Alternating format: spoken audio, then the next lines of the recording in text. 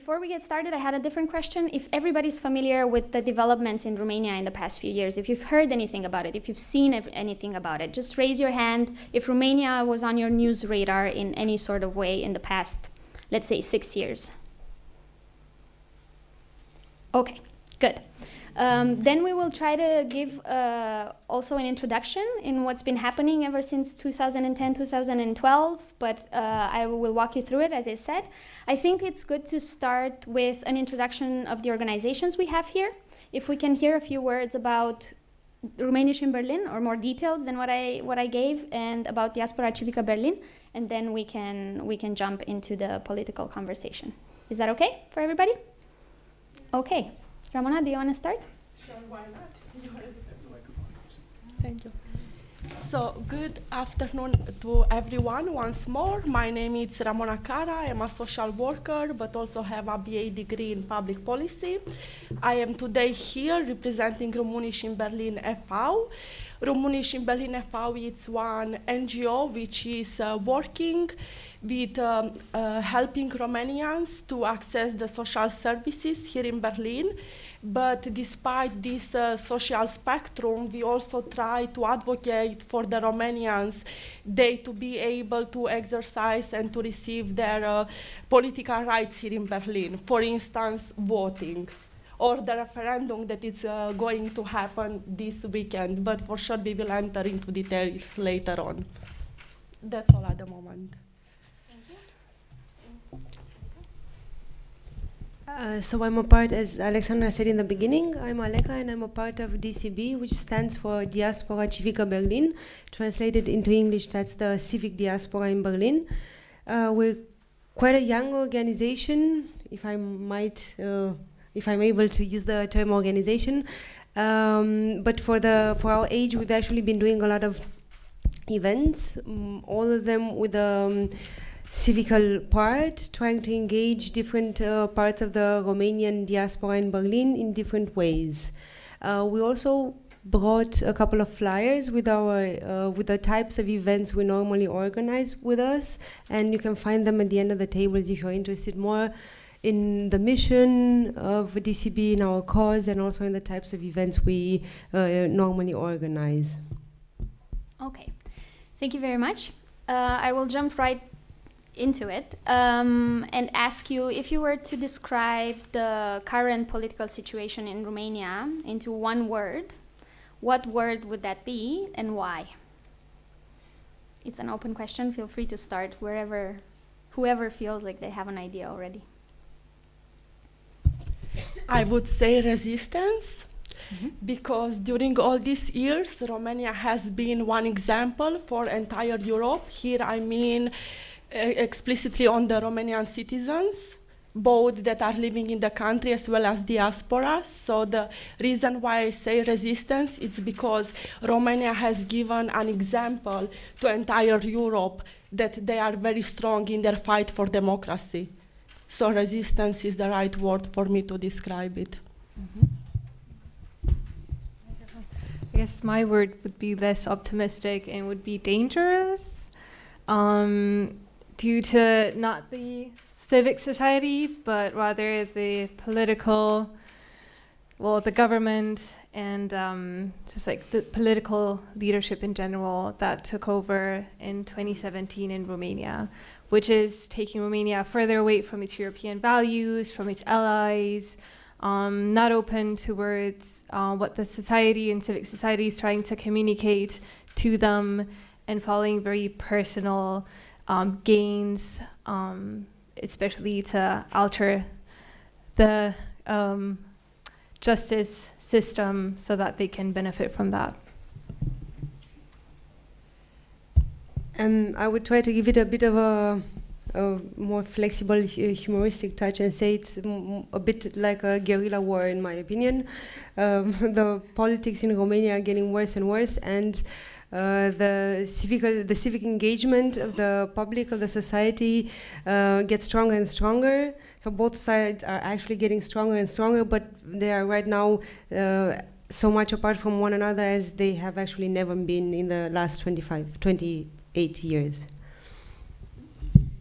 Just to make sure that everybody is kind of on board with what's been happening in the previous years, could you give us a quick overview of the reasons behind the protests and how these protests have looked like in the past years, not just in 2017, but also from 2012 onwards, when basically the big street movements in Romania started? Can you give us a few examples of what the reasons for these protests were? As I know, I have to say I've been living in Germany for 13 years already, so my knowledge of Romania is not what I've been living, but what I've been reading in the newspapers, and my engagement is more here than it took place in Romania. As I know, the breakthrough of the Romanian civical movement in the society started with Roșia Montană, which was a protest, a demonstration against a mining project which was backed by the Romanian government somewhere in northwest Romania. By doing this mining project, they would have destroyed a very important part of the Romanian heritage, which was dated back to the Roman times. So that was the point where the society and mostly the young generation said, okay, we have to do something against this. We are now going to go out on the streets and we're going to make our opinion heard, and we want this to stop. And it actually worked. It took a bit of time, a couple of years. There were protests, a lot of them. There were a lot of people on the streets, but in the end it worked. So that was kind of the beginning. Since then, the younger generations have been able to nurture this kind of civic involvement and actually take it to a more developed level. But unfortunately, in my opinion, it's only the younger generations who have been interested in doing this. Okay. Does anybody want to say a few words about the protests that began in 2017 in the winter and that are still ongoing, to take it chronologically? Before taking it chronologically, I don't know how much you know about Romania, and that would be my question. But I'm sure that all of you know that Romania is one of the poorest countries in EU, which entered in EU in 2007. And why I am highlighting the fact that Romania is one of the poorest countries in Europe, it's because I assume that we know that where there is poverty, usually there is also big corruption. So, as Romania is one of the poorest countries, and it also has a communist background, which Ceausescu, which wasn't so far ago, we know that corruption is taking place in Romania. And what is the most dangerous is that this corruption extended such level that people cannot live with it anymore. And the main reason why these protests are taking place is because the citizens are afraid of needing to leave their own countries, as they don't have access to any social services because of the corruption. So it's not only that the government is taking away the money with the businesses, but it's also that you don't have access in Romania to basic social services unless you have money. And this is, for me personally, the root cause of the problem. Now, what happened and how the media was drawn into it, that people started to protest, that's another story. So what happened is that the government was a bit threatened by the new anti-corruption agency, which was formed in Romania. So when the anti-corruption agency was formed in Romania, those big politicians who weren't questioned ever before started to be questioned. And then one by one, they were imprisoned and charged because of the corruption. Altogether, around 30 politicians were imprisoned. And because of this, the Romanian government decided to change its policy and to not charge and criminalize anymore those acts of corruption. So in other words, and not in a diplomatic way, they to be free to steal or, to corrupt the government as much as they want to. And here the media played a very important role because everything was publicly, so the citizens had information to it, and that's why they started to resist. So since this change of the legislation happened, then the very massive protest started going on. Which was last year in February. And I also want to point out that the government that did this, beginning of February 2017, was in office for like 1 or 2 weeks. So they won the elections, they didn't wait at all, and they just passed this emergency decree where they would decriminalize corruption, some corruption charges that, you know, people from their party or people in power then might be free of those charges. So that obviously upset a lot of people, and that's how it started.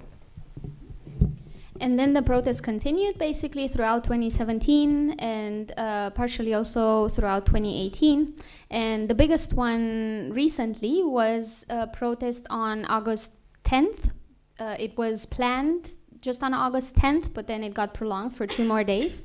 And the particularity of this protest is that it was declared as a diaspora protest. For those of you who don't know, Romania has one of the biggest diasporas in Europe, with over 3.5 million people living and working outside of the country. The population of Romania is around 90 million people, so you can imagine the magnitude. And I wanted to ask you a bit about this latest development and this latest protest movement.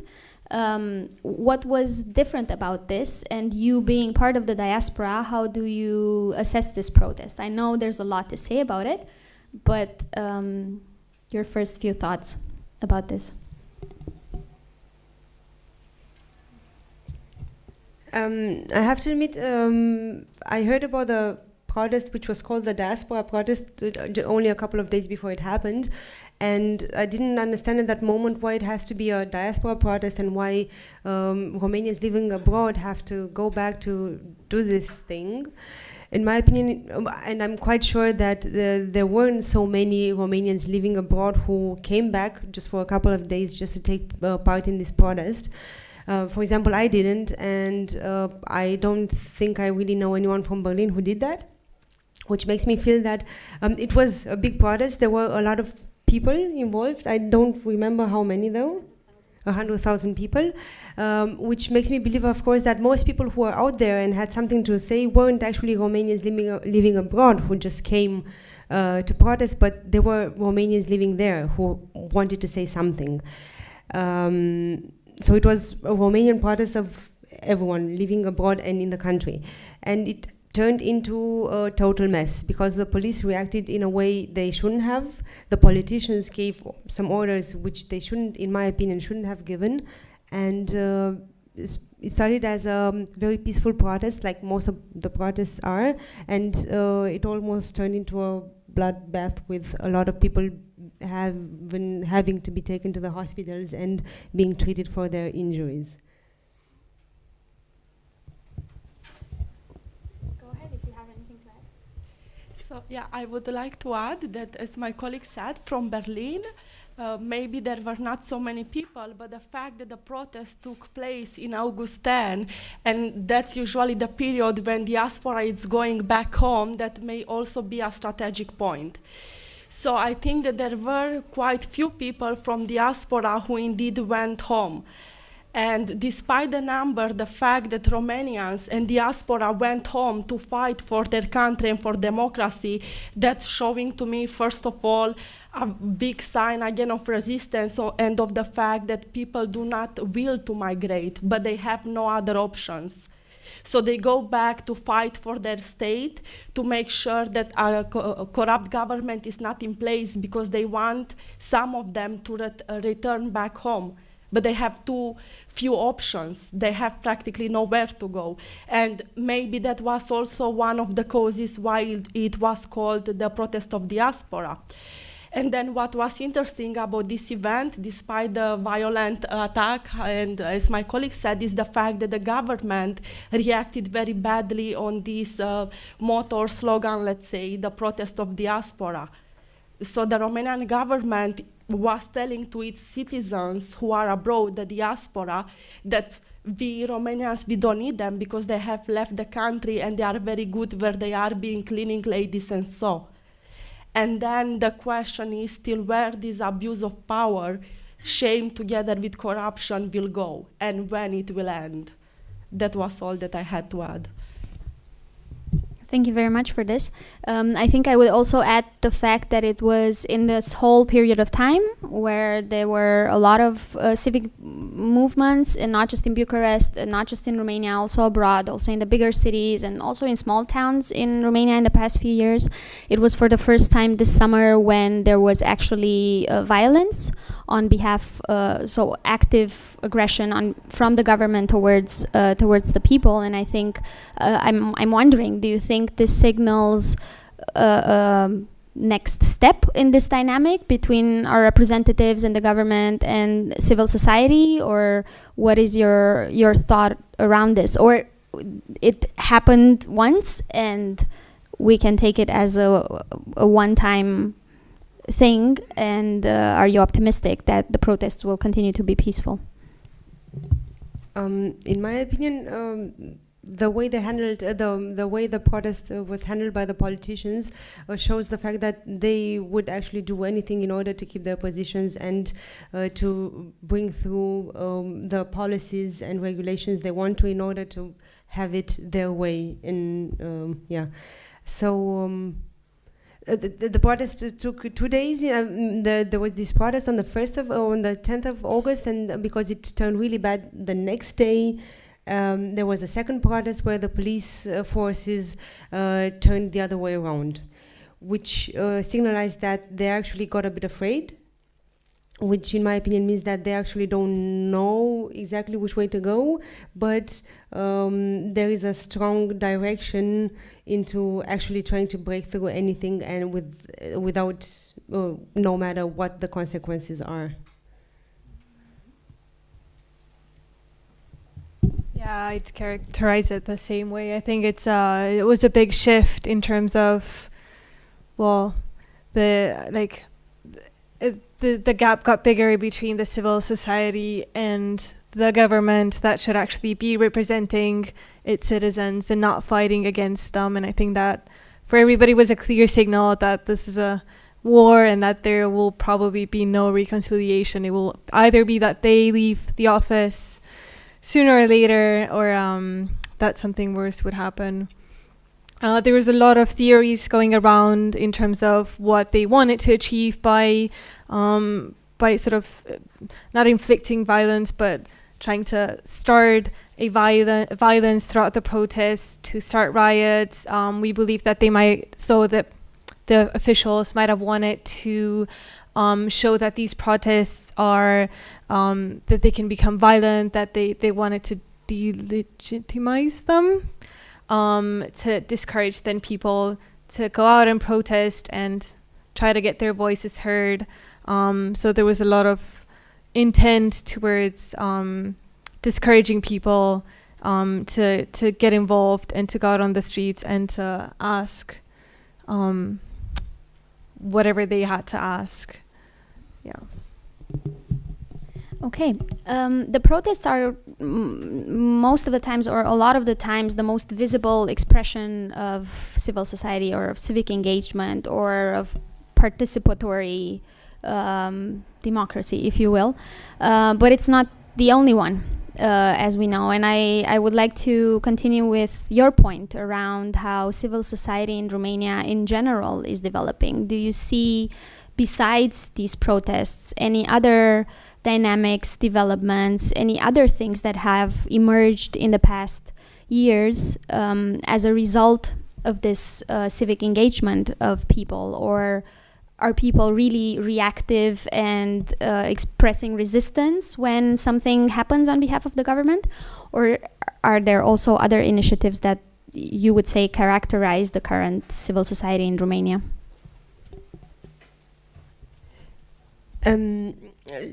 There have been a lot of new organizations and NGOs in the past years. the younger generations are well aware of what's happening, and there is a critical mass. There are a lot of people who think about what to do and try to analyze things and try to find a direction or to do something about it. Unfortunately, in my opinion, it's not enough. It's not, there are people doing this, but not enough people. The part of the population who chooses not to do anything about it, or who lacks the will of at least trying to learn about it, is a bigger percentage than the ones who do something about it.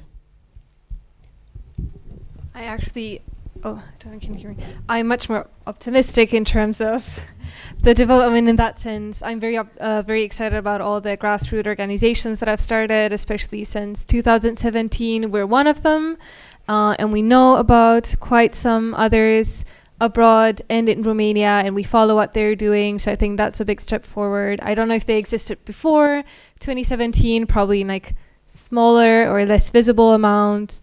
And I think maybe this critical mass that my colleague was talking about, or the people, or the young generation that are actually getting more and more engaged, they're also exploring more ways to be civically engaged. I think they got a little bit stuck with such protesting. That was my feeling whenever we went to Romania and talked about it. It was like people would say, oh, well, so we've been going out and protesting day after day after day and nothing's changing. And then you had to reassure them that there are other ways to be civically engaged, that change often happens slower than we might want to, and so on. But they've also looked at other countries, and I think they've taken examples of other civic disobedience strategies and so on, and applying them in Romania. So it's really exciting to see what's happening in that sense. Whenever something new is coming up, it's all over the media, and you're like, yes. And they're like, oh yeah, this country did this, and we looked at them, and we applied it here. So like I said, it's not enough. Yeah, you're right. It's not enough people. It's not enough. It's never enough, really. But it's going in the right direction. So as my colleague said, the civic engagement, because of the mass media, I am with mass media, I have a thingy today with mass media, because of the civil societies and organization, it's getting bigger, so there are a lot of grassroots organizations. My hope in this regard is just that those grassroots organizations will indeed work and educate the poorest of the poor and the uneducated one. I say that uneducated one, but in Romania we have so many. So the level of education in the rural area is really low. And when we speak about lack of education, we speak about lack of knowledge. And in this regard, if we want to fight for democracy and for our rights, we have to make sure that the other one in our right or left is not left behind and is not manipulated or being bought with a loaf of bread, as usually it's happening in Romania. So there are many people in rural areas who do not know how to vote. They are going to vote asking the mayor, where should I put the stamp? And that's why a government as the one that we have today, it's having the full power. So despite of all improvements, I still think that we have to work on the education, because education is the key. And yes, there is a strong need even for political education and to know what the consequences of our actions are. Can I add something? I totally agree with you. I think it's extremely important. I think the education is actually the most important thing. That's where you start from early on. And I think that's the thing which lacks the most in Romania. And that's why I'm trying to give it a more positive note. I think it's astonishing the fact that there are so many young people who are actually engaging with this and building up their endurance against the system when they actually don't have it from their education. No one taught them that.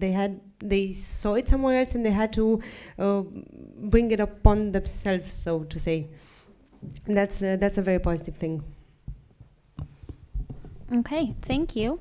I would like to open it up a bit and see if anybody has a particular question or some input or an additional perspective on what we've been discussing so far before we discuss a bit more and move on to the more European level issues, the presidency and so on. Yes, please. I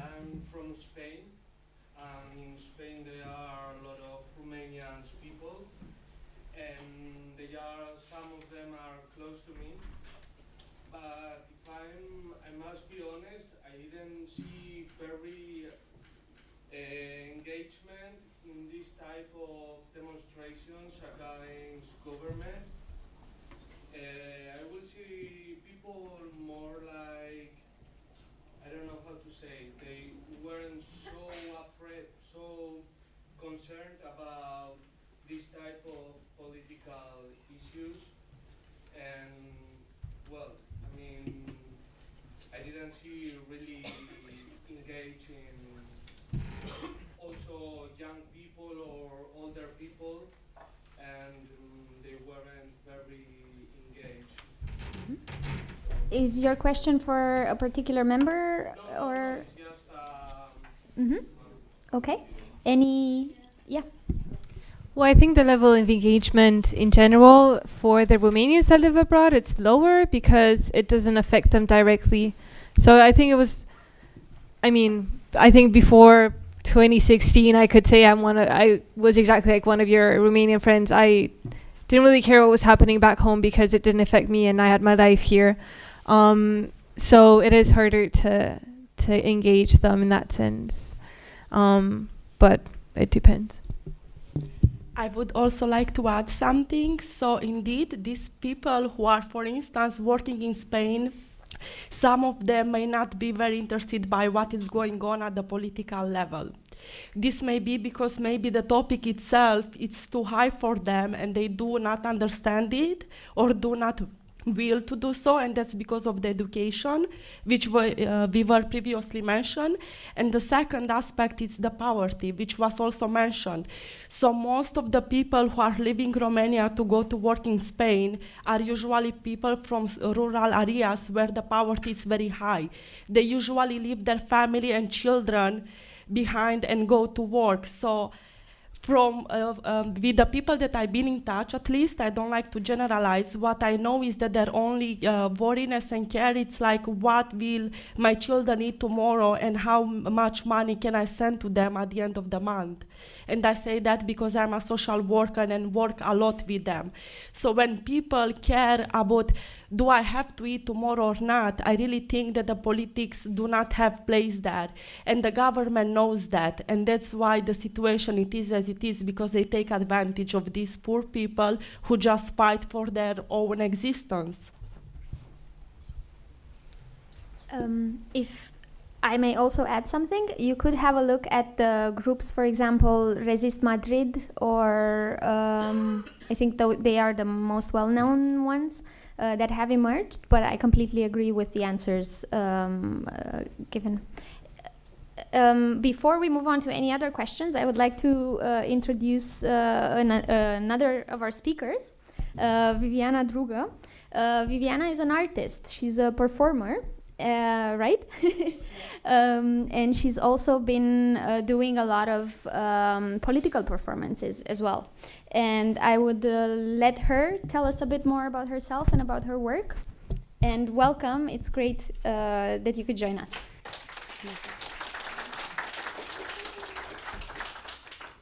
Thank you, everybody, and thank you very much, Alexandra. I would like to talk a little bit about my experience living in Romania and afterwards moving to Berlin. So I basically moved to Berlin around 10 years ago. My first performances started in Romania. One day I was coming back to the capital city where I was living, and I just noticed that there were some palm trees planted in the middle of the square where the revolution took place. It had nothing to do with our vegetation.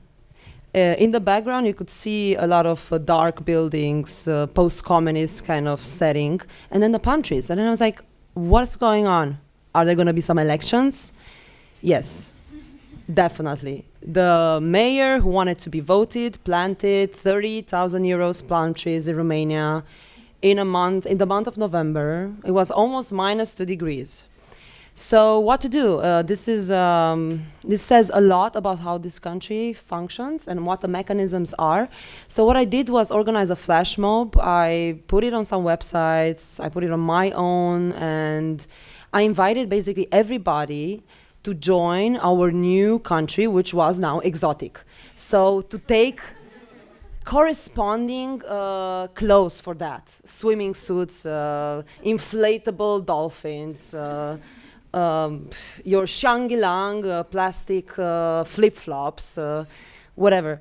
So people showed up, and I made these photos. These photos became viral. I had some friends who were working for some newspapers, so they published the photos just by, oh, this is what's happening right now.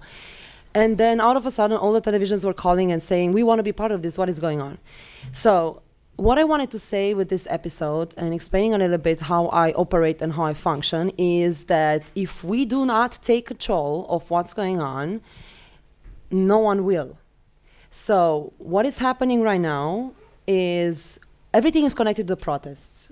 I'm not going too far away from that. But now, on the 6th and 7th of October, there's going to be a referendum in Romania which wants to basically change the constitution from marriages are between two individuals to marriages are only between a man and a woman, which excludes, of course, any other same-sex marriages. I have the feeling that we are going in an area which is not democratic at all. I mean, this is not a democratic referendum. This is basically inviting people to vote for not giving them another option. So come and vote our way, basically, not another way. Okay. The fact that this protest happened so many times with so much endurance, and from, you have 50,000 people outside, you have 300 people outside, you have 5,000, you have 10,000, you have, numbers. But then nothing basically changed is we don't have to stop. So the most important thing is to continue. I actually wanted to call all my friends who are living here and saying, hey guys, we have to go back and do some small actions. I mean, even if you just go and talk to some people, it's already something new. So, we have friends living in Berlin here since a while. And yes, anyways, if you guys have questions, I'm here for you. Thank you very much. Thank you for the introduction. And also thank you for mentioning the referendum. That was also on our discussion list, and we can move on to that unless we have other questions or observations. Yes, Ioana, or yeah. I'm going first. So, as you mentioned before in your panel speaking, a lot of young people are starting to engage politically in Romania. But I mean, I'm coming from Romania. I've been living there since last year, so I have a lot of young friends. And I do know the fact that they are engaging politically by going to protest, but they're not going to vote for the parliament, because that's very difficult. Because if you want to vote for the parliament, you have to go back to your own town, which is very difficult to do so. And in other order of idea, Romania is a very old, population-wise country. So yes, the young generation is super engaging in protests and everything, but there are still the older generation that dictates in Romania, and is going to dictate for the referendum as well, and is going to dictate for the political elections as well, because when they don't understand inflation. So if Druga, let's say, promise them like 100 more lei at the end of the year, they'll be like, yay, I'm going to have that in my pension. And they don't realize the fact that 100 more days in the pensions won't be seen in the end of the year. So I don't see that very optimistically, because yes, the young generation is engaged, but we are so few compared with so many. And even if the older young generation goes to vote, we can't be the old one. And another small thing that I basically lived all my life in a town where there was this PSD mayor, and he stole a lot from the population there. And he basically made his house with an elevator inside and everything. He had corruption allegation. He was actually imprisoned for that, and he ran for mayor once more after everybody knew that he was so corrupt. And everybody said like, yes, I'm going to vote for him because how much can he steal? He already stole enough. When is stealing enough? I mean, maybe for me, okay, it's going to be enough to have my own elevator in my own house, but for him might not be. Maybe he wants his private plane or whatsoever. Maybe he wants an elevator to go directly to his grave. Exactly. I mean, where is stealing enough? Because I think a lot of Romanians have this kind of mentality. He already stole. Now he's probably going to do things because he doesn't need to steal anymore. Which is like. Okay. Just a quick side note, PSD is the Social Democratic Party who is now in government, and that's also the party her mayor is from. Any reactions to the question? I take a few points from it. How do we mobilize for more voting presence, not among among young people, but not only? How do we increase awareness among the electorate about what the role of politicians and of representatives should be and how they should make the decision? Well, regarding this referendum right now, there is #boycott referendum. That's where you can activate, even with posting something. I mean, I think internet right now and Facebook, I mean, with all its odds, is a very good means. And yes, this is how you activate. I mean, you have to do it. If you're not there, I don't even know what you're going to do if you are there, because basically you're not offered another option. So this is the problem. And the more people are getting activated, and every day I'm looking, and there's more and more people. So every time I put up there #boycott, there's more posts and more information, and there's thousands and thousands of likes connected to that. So yes, this is, I think, a way that we can do it. And yeah. Aleca? I think everyone knows that there is a very big age gap between rural and urban Romania, way bigger than in the other European countries. I come from Bucharest. I will boycott the referendum. 95% of my friends will not go to vote. But all of my friends are like me. They come from Bucharest or from bigger cities. They are educated. They analyze by themselves. They read a lot, which is probably not the case for most of the rural society. Those are the people who will, as you said, and as you also said, will probably go to vote because they think they will get a packet of flour or something. Really, it is about that, or maybe some cooking oil, and then they will just go and vote for that. How do we engage those people? How do we, because these are the people we have to make understand that it's not okay to vote, not ourselves, you know? And you don't get to those people through Facebook. I think it's super important to get to speak to your families, to get to speak to the elderly generation, and not in a tone where you know that what you say is right and you're telling them what to do. But engage, discuss, see what they have to say, try to give them reasons why it's not okay the way they say it and it's better the way you said. I just want to say that I definitely agree with Aleca. The way that I would see maybe bridging this gap between the young generation and the old one is, well, the old generation is probably our grandparents or our parents. And that's what we try to do at within the organization Dicussion. We try to learn how to discuss, debate, listen to other people, understand their points of view and respect them, and then present our own points of view and maybe bring these skills within our families and discuss more sensitive topics there. Because in Romania, when you argue when you discuss something within your family, you pretty much argue and curse, and it gets very tense. So maybe just a way would be the young generation to learn these communication skills that we don't really learn at school or anywhere else, because this is where we grew up. Or how we grew up, and then practice them. And it has worked with my grandpa. I'm proud to say that in the presidential elections, we managed to convince him to vote for the current president by telling him that if he votes for the current president, me and my sister are going to come back home. So it was a bit of a manipulation there, but it worked. You have 2 years to hold on to your Yeah, we're still using that excuse. So. Do you also have something to add? I think that there is not much to add. So yes, the answer to all your questions, it's practically community organizing, and that can be done through social media, like it's happening right now with the hashtag boycott. But we all know that social media alone as a tool, it's not enough always, because there are some small rural villages where social media and also the old people will never reach it. So which strategies we find in order to find a bridge between us as the younger generation and also between the older generation, which is more patriarchal, I would say.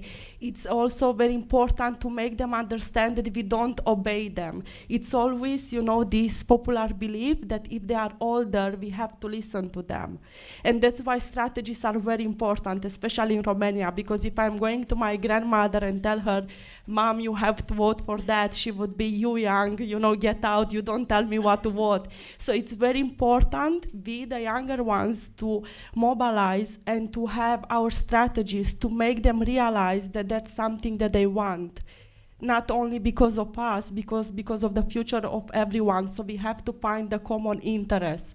And once we have a common interest, then we can make this bridge between us and the rest, and together to become one. That's all I have to say.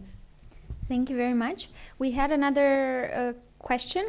Yes, my name is Anna Maria Trosna. I live here for 11 years in Berlin, but I was born in Romania and I lived there 13 years. I want to highlight two aspects. One, to the referendum, as you just talked lately. I must say that I'm very concerned about this protest, like boycott, hashtag boycott, because I really think that the government and the political elite actually will mobilize all the people that maybe don't have all, maybe, let's say they homophobic and so on, and the Coalition for Life and so on, and if then it will happen the next Brexit or what? Well, I was young, I don't get to vote, I won't use my, the most original democratic right, especially to vote, and I'm very concerned about this movement to say, well, I won't go to vote, although I am for gay marriage, although I think that homosexuals shall have the same human rights as heterosexuals. And I would like to have a statement from your sides. And the second one, it's also a question, it's more slightly about if there had been any police statement or furthermore any statement from, let's say, a statement from justice officials concerning the aggression, the police aggression against the protesters. Nevertheless, to put this in context, that in June 2018 there was a complete organized meeting from Druga and the Social Democrats Party, where people from all over the country got organized transport to Bucharest. They got not accommodation, but something to eat and something to drink, and I don't know what else promises. And they even had the pancards, or how you call how to sustain these people. How do you put this both in contrast? Has there been any critics on that at another level of the officials in Romania or from the activists? Mm-hmm. Okay, so the first question was more related to the boycott movement versus going to vote and voting no in the referendum. And the second one was more related to what's happening post August 10th and how or if you want, pro-government organizations are also being organized in the country. Did I get it right? Okay. Let's start with the first one. What's your opinion on the boycott movement versus the option of going to vote and voting no? So voting that the constitution stays the same and it doesn't get modified.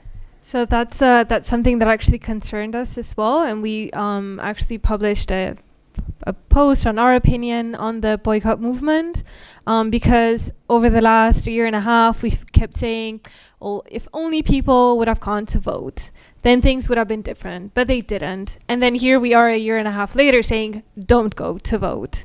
So it's very conflicting, and it conflicts us as well. I think everybody behind this movement is conflicted by this.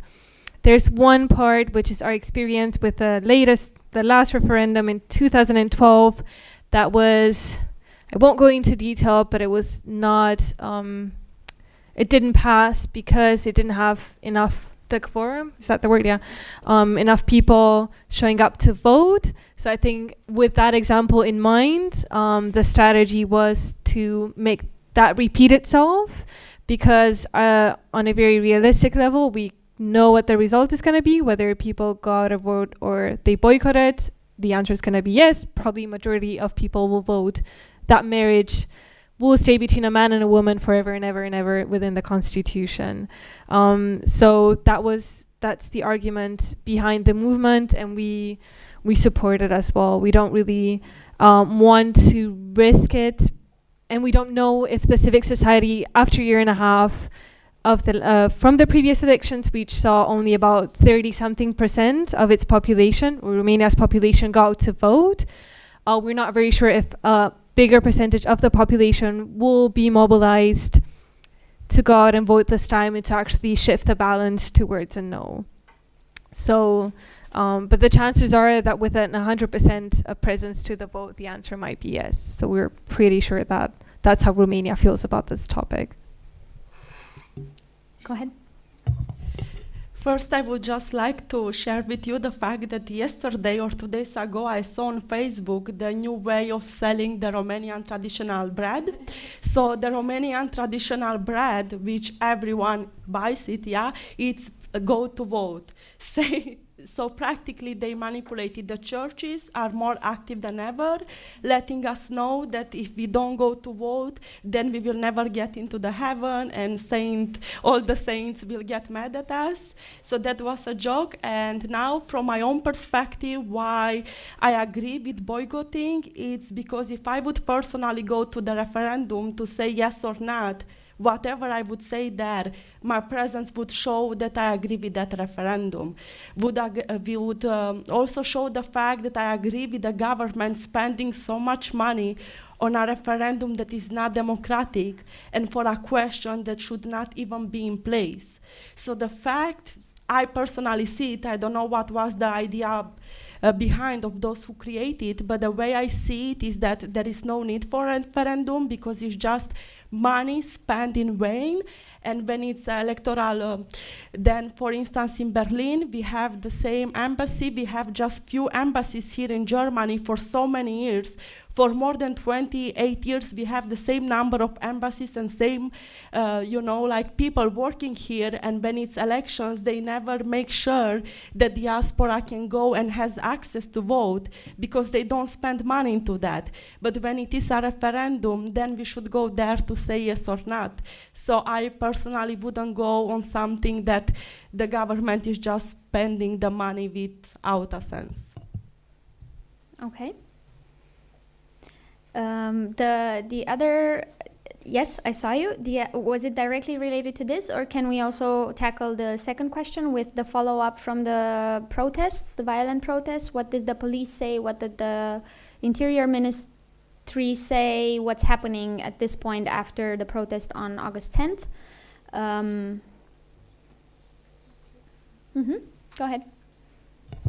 So there were official apologies, but not for the fact that the police was hurting the citizens who were peacefully just protesting, but there were apologies because by accident some people got hurt by being in the area where they shouldn't be. So old people or children together with their parents were there just peacefully protesting when the police is going and with water and gases, it's attacking them. And the next day, just because of the public pressure, then the officials said, yes, we are sorry for this incident, please be careful next time. So practically they did not assume any gram of responsibility. And they also said that it's under investigation, but we all can assume how this investigation is taking place. So yeah. Go ahead. Basically, the ruling party and the police tried from the beginning to paint a totally different picture of what was happening. They tried to blame it on the protesters. They were saying that the protesters were the ones who started with violence and started with throwing different objects at the police, which was not true at all. The police was the one who started with the violent movement. And basically, all the arguments which were brought in order to take the side of the protesters, the police would just use them for their side, but the other way around, which generated a lot of fake news and a lot of people not actually understanding what happened and where everything came from. And that's also still their official position until today. The fake news hashtag and all those affiliated newspapers and mass media affiliated to the current political regime, ruling party, sorry, not regime, are doing a very good job by showing a totally different picture of what actually happened that day. We had another question, and I will take this question, and can we leave yours for a bit later, because I also want to bring in the EU level topic. So let's take this question, and I won't forget. Actually, my question then would be perfect for the movement. Perfect. Thank you. You make my job a lot easier then. Actually, like from what I heard from you, that Romania not only needs a political reform, it really needs a social change. And I'm actually a PhD scholar by using cultural heritage to make social change and looking at this kind of theories. And we all know that social change needs a lot of time, and it needs a lot of social organizing, community organizing, as you said as well. And it takes time to change people's behavior and to make them believe that when they change something, it doesn't mean they will change their values or they will change what they want, but that they will get actually a better what they want, and they will realize their values more. Which, when I put that together with the referendum that will happen any minute now, very soon, and how much the reality that it is too difficult to face something by boycott or by activating the voting. And here I bring the EU to that thing, because Romania is part of the EU, and the EU is very clear about the values that it represents and about what a country that belongs to the EU should represent. So basically, are you working with the EU in order maybe to put some pressure or some soft power, let's say, on the government or on the political level of Romania in order to make things happen slower, so basically the social change can work? Because, I mean, of course, I'm a believer of soft power, I'm a believer of culture in general, so I believe in the bottom-up approaches, but in such situations where the democracy is about to be stolen using a democratic tool of a referendum, I think it's very important to mobilize that values that the European Union represents, and to try to push that somehow, especially from the diaspora that lives in Europe. So I don't know, I would like to hear your Thank you very much. It was very interesting. I totally agree with you. I am also for soft power, but I also sometimes think another type of power can function. And here I have to think about Russia. And when you think about Romania, we have to see it also in the perspective of how much we have in common with that part of the world, to be honest, Orthodoxism, and what that means, and what kind of heavy power Pussy Riot has had. And did it change anything? Did something change? Basically, the church became more and more powerful in Russia after that. What it did change is that it brought awareness to the rest of the world. And this is actually what can happen as a sort of pressure. I mean, it's not going to change anything in Russia, but Romania is part of EU, and there we do have a chance to change that, really. So, yes, regarding the first question, I just wanted to say not going to the referendum is a definite no, but also continues in a way this victim position, which is like something is put on your plate and you don't want to eat it. You refuse to eat it, even though you're hungry, because you know it's not good to eat it. But sometimes it's good to go there and just see what happens, try to talk to someone. I mean, I have friends who are basically going to go, not in Bucharest, in the capital city, but in Iași, a little bit more eastern city. And they're going to go to the sections and going to hang out there and they're going to talk to people. And they're going to have like a sort of unofficial info point and some things like this. Like, I would probably do that because I would be like burning at home. I would be like so angry that I would want to jump out the window. So I don't know if I would be there, and I even thought about taking a train on Sunday morning, but a plane. So yeah, probably is not. I don't know. It's a matter of choice. But both options, staying at home and going there, is a definite no. So yeah. Anyways, thank you. Relating it to the EU issue, where does this referendum leave us on the issue of EU values and member of the European Union? How does this connect, or doesn't? Well, just maybe shortly related to your point that yes, we have this into consideration, the fact that we are here in the heart of the European Union and that we can interact with officials here and raise awareness, and then so that the European Union or Germany puts more pressure on Romania. We've not figured out a way to do that yet, but we are working towards that, and we have that in sight. But I also do believe that the European Union is very aware of what's happening in Romania. I think they're starting to get a little bit more tough on Romania because they've seen what happened in Hungary and Poland when they let it out of hand, and they don't want this to happen in Romania as well. And I think we're going literally that direction.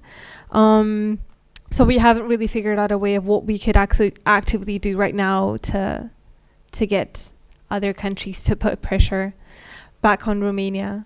And what was your question? I think Aleca wants to say something. I just wanted to add that there are a couple of initiatives, Romanian initiatives of NGOs who wrote emails to tell the Romanians abroad they can actually write emails to, for example, Franz Timmermans, and express their opinion and their gratitude or the sadness of his behavior. So there have been such initiatives. I have just a second. Just as a background, as background information, this week there was a hearing in the European Parliament regarding the situation in Romania, and actually yesterday the Romanian Prime Minister was there making a statement, and the European Parliament discussed the situation in Romania. So it is definitely on their agenda, and as Ioana was saying, it's probably earlier on their agenda than Poland and Hungary were. So probably the European Union is at this point taking it more seriously than it did a few years back when the same signals came from other Eastern European countries. But I think you wanted to also add something? Just remind me where we are now about the EU. Okay. About the EU, yeah, and how we can raise awareness. Yes, and the relationship between Romania and the EU, the perspective of the EU on what's happening in Romania, if civil society can engage more with EU institutions and how. Yes, I think it's totally necessary. I feel Romania is like a child that is a little bit out of control right now, and we have to beat it up a little bit, to be honest, because it deserves. No, really. I mean, even talking to my father on the phone, who's an ex-prosecutor and who was always correct, so he never took money. I know that. He's a very correct person. But his views on topics like, I don't know, it's just insane. I have the feeling since I moved here 10 years ago, and since he doesn't have contact with me so much anymore, he's going down the drain even more. So the older generation is becoming more and more unapproachable. And I think I'm not saying it's a lost case. I'm saying we just have to accept that and move on, and maybe think about those generations that are there in power and try to have any initiatives in that direction. That's all I have to say. Yeah. I would just add that the referendum that will take place this weekend for sure will add a lot in what the European Commission and the Parliament will have to say. So I'm sure that it will add a lot of weight, and then they will be a bit drastic. But we all know that the European political climate is very unstable these days because of many other countries, including France, and what happened maybe a month ago when a Romanian girl of 2 years old was shot and killed, and that was because of the racial and ethnical issues. We also know about what is happening with Hungary and how. So we live nowadays in a Europe where populism is very strongly rising, and that brings us back to social change, to your question, and also to how do we mobilize and what we do in short-term action. Because expecting the social change, it's a long process, and let's not forget that in Romania, slavery was happening very few 100 years ago. For instance, it passed only 175 years since poor țărani, so poor people as well as Roma, who are a minority in Romania, were slaves. And then we also need to add a lot into education, but this is taking time. And then what do we do? Do we let them step in our fundamental human rights till the social change will pass, or what our actions are gonna do? Except this debate between the younger and older generation, because this in a way or other again pulls us back from the action. So in terms of actions, I don't know what would be the right answer. In this, for this weekend, the right answer or the wrong one may be boycott. Let's see further what our actions will be and which results those could potentially bring. I think the European Union has a closer eye on Romania this time, way closer than on what they had on Poland or Hungary, also because of the fact that Romania is actually taking the European Union presidency next year in 2019. So they kind of realized that if that's going to happen, it's going to go very wrong. So last moment scenario, they're trying to take action against it, which is a very good thing for us, because we can actually use this moment in actually making something happen. But that means that we have to address the European Parliament and the European politicians in order to, I would use the word pressure them right now, to be a bit harsher on Romania and actually implement the European laws. What actually Romania engaged and signed for when they became part of the European Union in 2007. I just want to add that I followed just a little bit of yesterday's. So yesterday, I think, took place the speech of the Romania's Prime Minister within the European Parliament, and the speech disaster. But the responses were that sounded pretty harsh. Like I think everybody was calling on Romania's bullshit. So I was happy to hear that there were really no soft words for Romania. They were like, no, we know what's happening. You can't fool us. You have to listen to what the citizens are saying. You have to respect the European values and laws and so on. So from what I followed, I was pretty happy with their reaction in that sense. I'm very happy you also mentioned the presidency of the EU, which is going to take place in the first half of 2019. I would ask you what your expectations are from that presidency and what the plan of the Romanian government is up until this point. But I also am looking at the time, and I know we have a few questions from the audience as well. So I hope that this question will kind of come up in the other questions. You have a bit of time to think about it. And please let me know when we have to wrap up. I would open it up right now and take as many questions as possible on all of these topics, from protests, civic engagement, civil society developments, up to, role of Romania in the European Union, attitude of the European Union, the measures that the European Union can take in regards to what's happening in the country. I have a few people on the list already, and I will follow the order in which I saw you. You are the last one, I'm sorry, so far. You were the first one. Sorry, I don't know your name. It would be helpful to tell us exactly your name, where you're from, so we can have a... So, I'm called Ricard. My name is Ricard, and I'm from Romania, and I should say that we kind of really closely follow the protests that were happening in Romania too. Mhm. And there were even people in social media saying, we are Romanians today, so, or, for example. So it was like a kind of beacon of hope, so to say, in the Balkans, seeing such a protest taking place.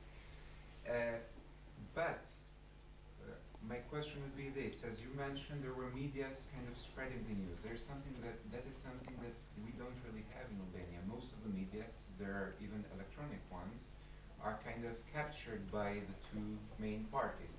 The youth that you also have as a kind of hope. We do not have that, since that is also captured by the two main parties, which are corrupt, and so on.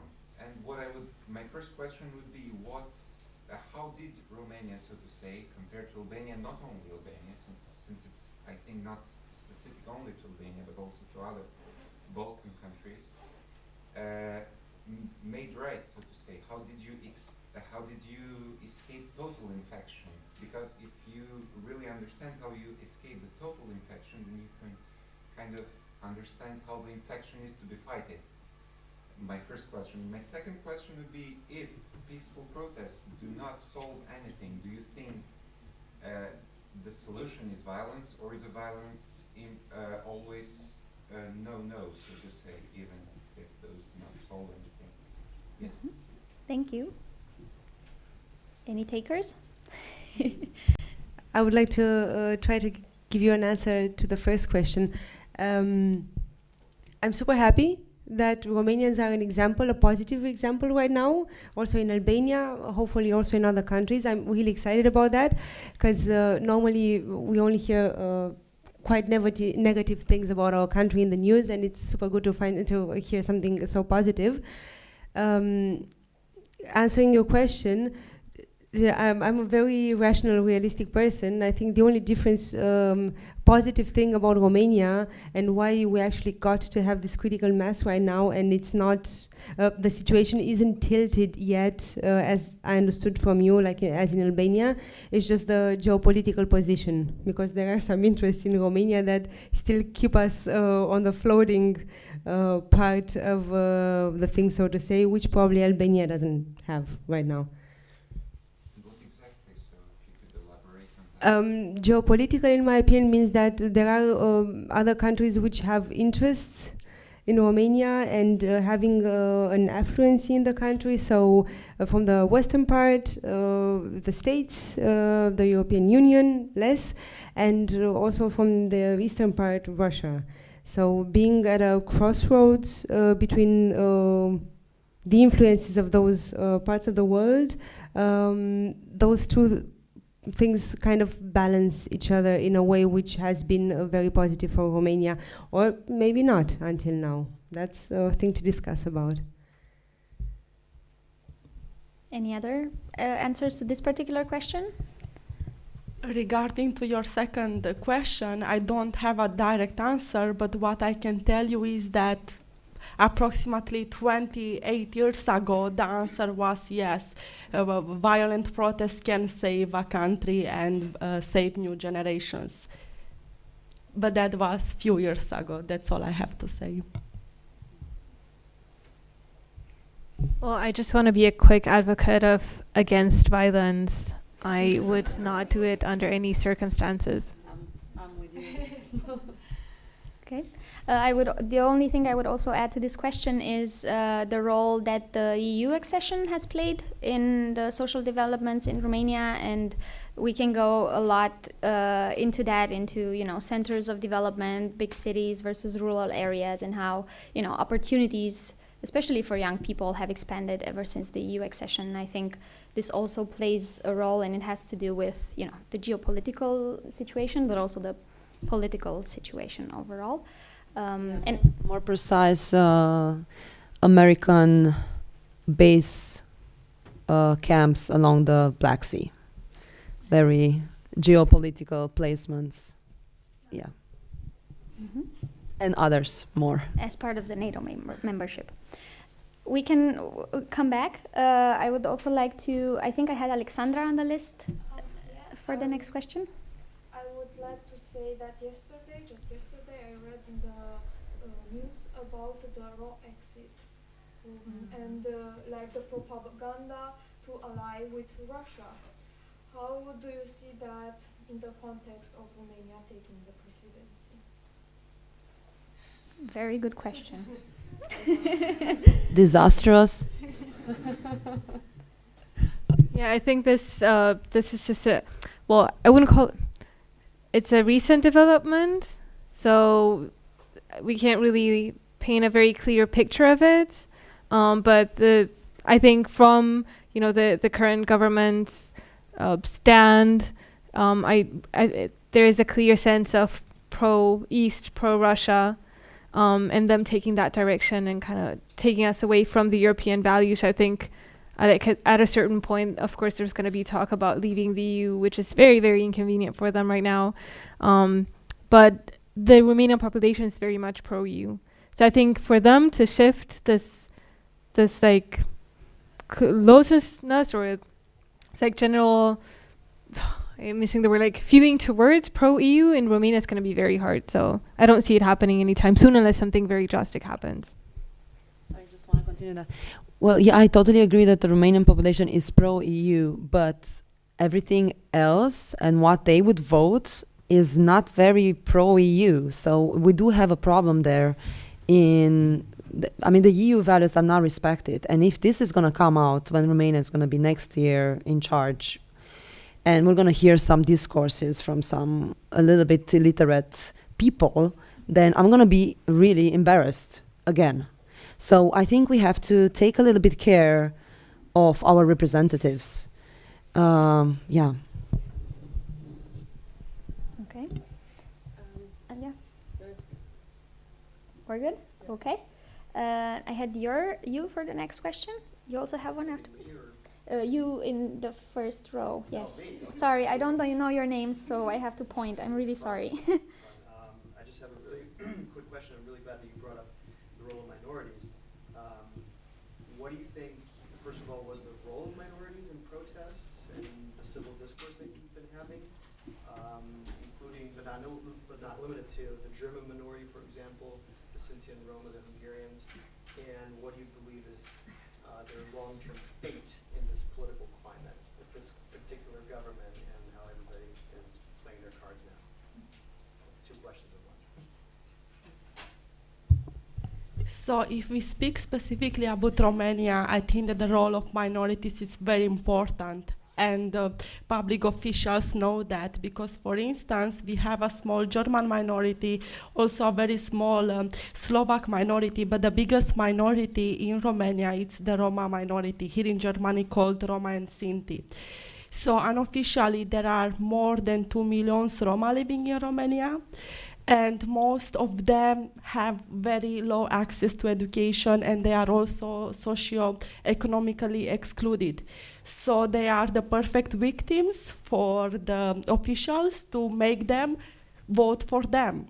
And also there is one party, which is the minority party in Romania. It's called Pro-Europa or something like that, which is a minority party and which is allied with PSD, and they make sure that in each small village and so on, all Roma vote for PSD. And there is also the promise that if Roma do not vote, then they will not have social housing anymore, that the social benefits will be cut off and so on. So it's manipulation but not only. And that's why I think that role of minorities is very important, especially when we speak about such big minorities, because they can get united, and for sure they should have a voice and a stand. Okay. I had you on the list for the next question. Yes. Yeah. So also I got a question about minorities. I was just curious. How is the Romanian government, or has it been collaborating with the EU in sort of engaging minorities that are scattered throughout the European Union? And is the government active in that and collaborating with other NGOs, for example? Okay.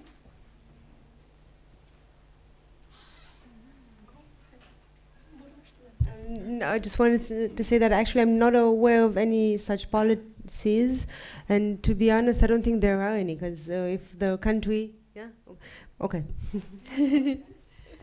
No, I'm sorry. This is also an important answer because it shows Exactly. the awareness around the policies. So practically, because we are now in European Union, the government has to have special inclusive policies for minorities.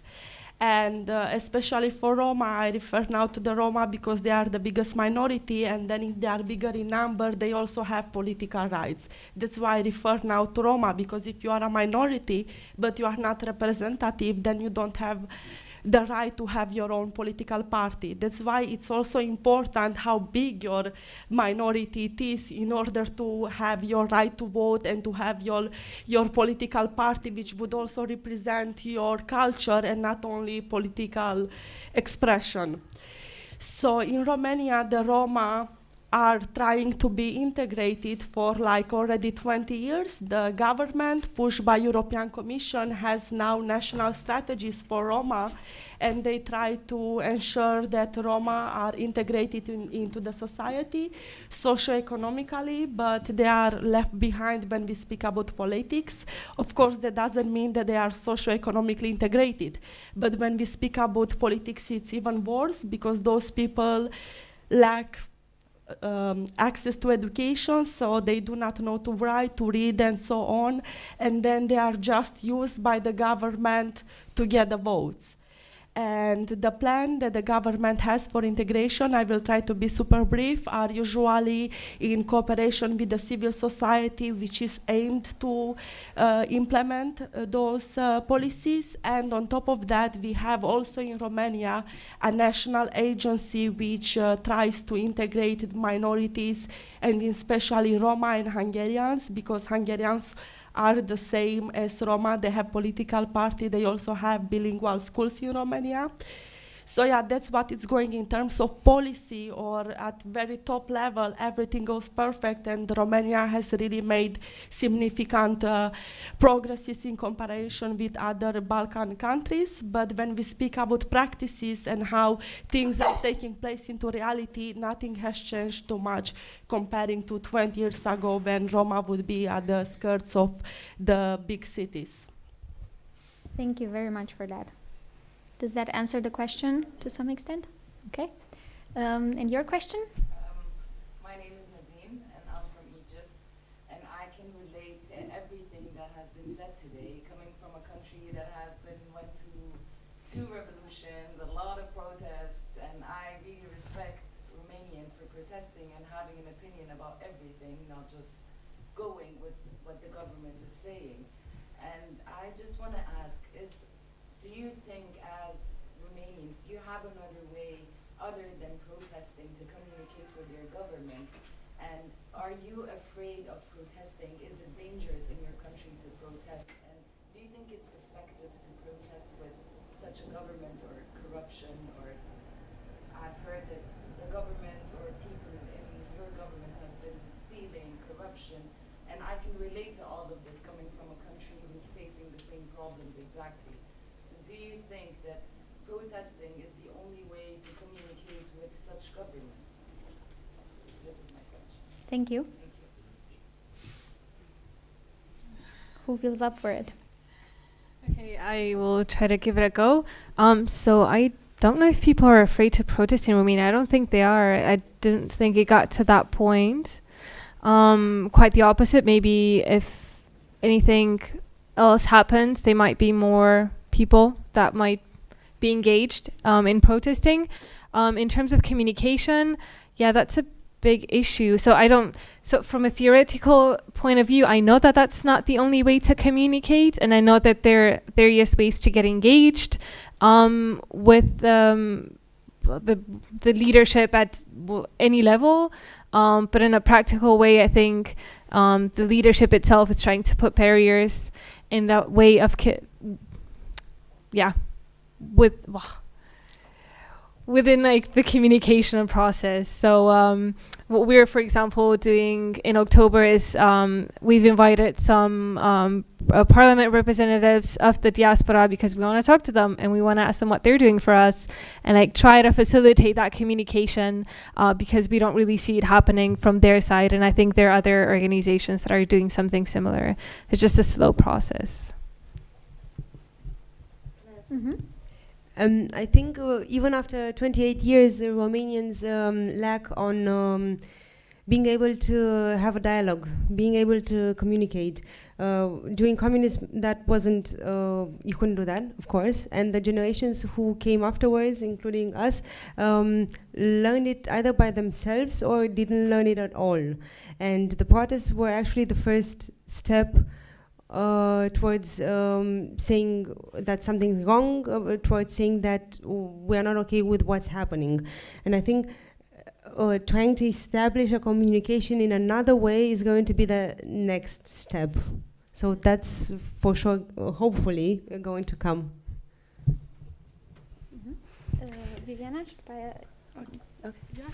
So I see protests actually as a creative act, to be honest, because it is an expression. And only the fact that you get out of your house and you go outside and you stay there, for a normal person, a familist, full family, sometimes the whole family will hang out there for hours, days in a row. This is a very creative act. The fact that Romanians are able to do that, I mean, the new Romania started after the 90s, right? So the revolution created basically this new state. So this is a legacy of what happened in 89. So I see it, as I said, as a creative act. And if I think about Turkey and what happened in the Taksim Square and the Standing Man performance that you probably heard about, just one man going there and standing. And then when I was there, just by accident during this protest, but I took part of it for sure, then I saw a child standing, then another child. I was like, wow, this is amazing. Like, it's creative. So if you're thinking this is the only way to talk about with your government, this is a great way to talk about. I mean, it's the most expressive way you can use. You use your body, you use everything. You use your voice, you shout, you talk. It's all the senses is there. It's a lot. And the fact that they have the energy to do that, I was so impressed, to be honest, to sitting in Berlin most of the time and looking at what was going on. I was like so proud. Really. Thank you. So for sure, protests are a very visible way of so-called communicating with the government, but it's important to mention that in Romania there are also other ways through which citizens can communicate with their government, but they often do not do that, and maybe one reason why they don't do it is because they don't have access to that information. So at the theoretical level, Romania has a very participatory approach. There are many meetings which are opened. So the civil servants have the opportunity to sit at the same round table with the policymakers and together to influence decisions, so to be part of the decision making and also to bring their topics on the agenda. But very few citizens do that because, for instance, even at the local level that can happen where there are the small meetings, the council meeting, people can go there to tell which their issues are and what they would like to be on the agenda, but very few people know about this. The civil society and NGOs, it's a bit more active in this regard because they usually go to those meetings with public officials which are open for everyone and try to influence their agenda, but still I think that there it's also a place where Romanians should be more into it and to try to discuss before things to get wrong and then everyone to get to protest. Thank you very much. In the interest of time, I will wrap up this more formal discussion. Feel free to continue the conversation. Also in the break, feel free to exchange impressions, opinions, business cards, email addresses, and so on. If you're interested in the topic in general, I think all our speakers are willing and glad to talk to you a bit more. I want to thank you, first of all, for your time, your inputs, your experience, sharing all your thoughts today. I want to thank you for being here and for taking the time and the interest to find out more about Romania. Thank you to the Institute for Cultural Diplomacy for the invitation and for organizing this. And yes, I think everybody's looking forward to a relaxed part of this event. So I wish you all a pleasant evening and thank you again.